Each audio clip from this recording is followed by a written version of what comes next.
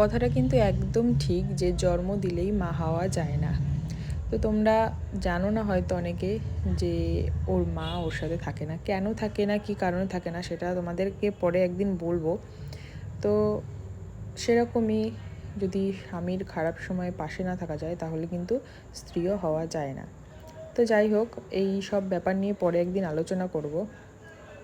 তো দেখো, আজকে হচ্ছে তোমার দাদাভাইয়ের জন্মদিন।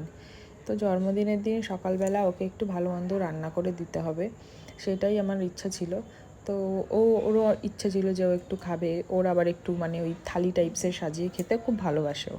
তো আমি ওকে বলেছিলাম ঠিক আছে, তোমার আশা আমি পূরণ করব। তো আগেরবার ওর জন্মদিনটা আমার কারণে সারাদিন ভালো কাটলো, রাত্রেবেলাটা আমার কারণে নষ্ট হয়ে গেছিলো। তো আমি সেইবারই মনে মনে ভেবে রেখেছিলাম যে আমি যে আমার কারণে যখন নষ্ট হলো তাহলে আমি ওকে তার দ্বিগুণ ফেরত দেবো পরের বছর।